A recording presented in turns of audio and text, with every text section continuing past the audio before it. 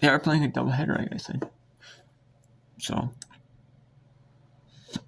we'll see what's going on. But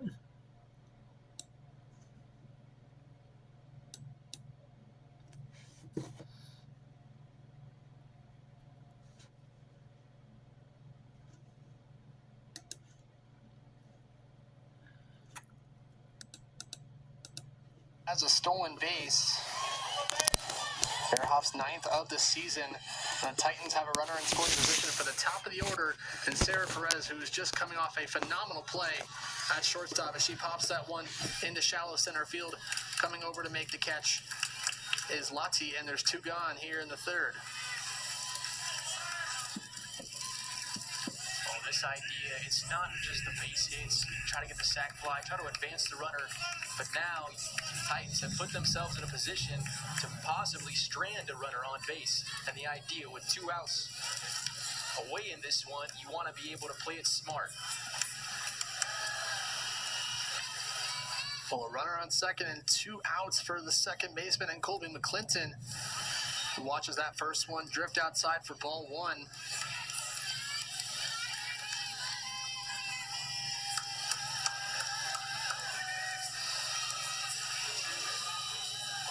Been really impressive so far to see Barner work in this one against a really tough Titan order. Next one floats in there for a called strike. Good off speed to even up the count at 1-1. Clinton grounded out her last time up to bat, so let's see what she can do right here, Brady. I mean, she's a very steadily presence for the Titans, trying to make some noise, especially with a batting average of .380. Barner's first year with UC Riverside, the sophomore, standing 5'6". She had an impressive 10-inning shutout performance against Chico State last year as a freshman.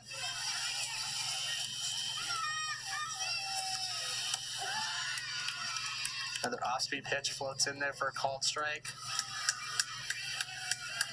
And they'll run the count to 2-2 against Colby McClinton.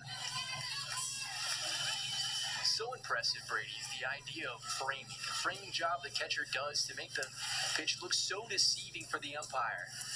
Kudos to the catchers out there. That one is lined into left center field. That's going to be a run. And off the wall.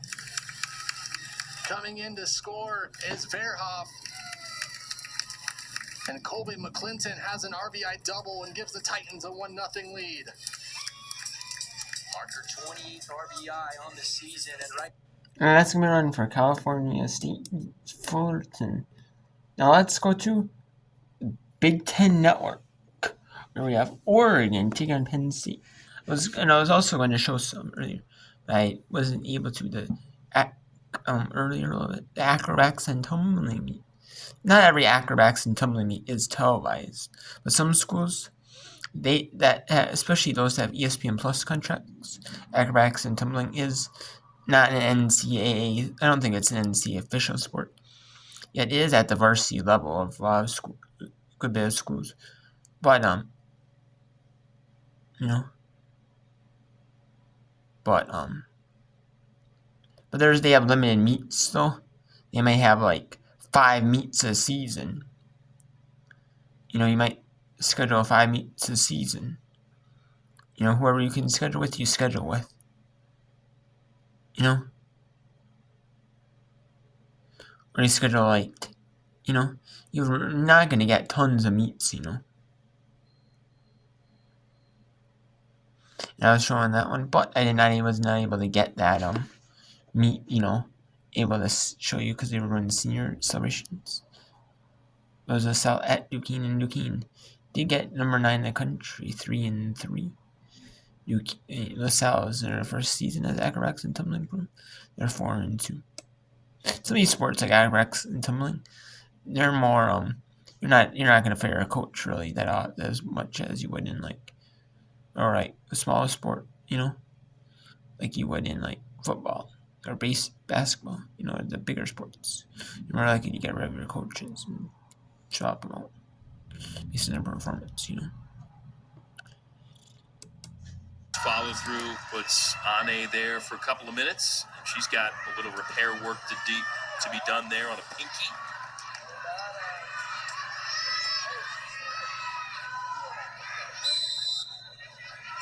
And the restart coming for the Ducks.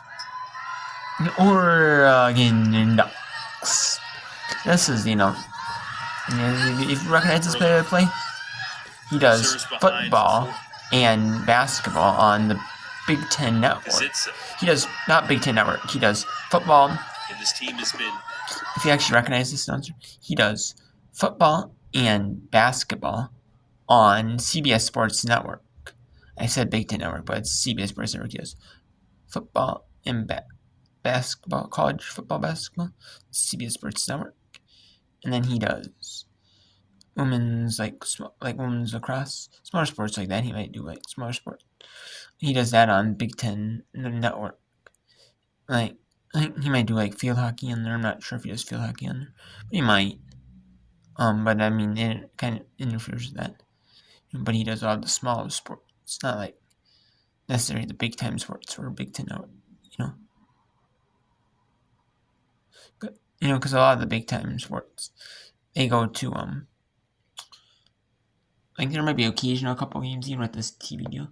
A lot of them go to, Big Ten, Fox Sports 1. Even with this new TV deal, that's Big Ten or NBC, CBS. So, it doesn't not really, all of them are not in Big Ten Network a ton for football. There's some for basketball, but it's not any really different as it was before,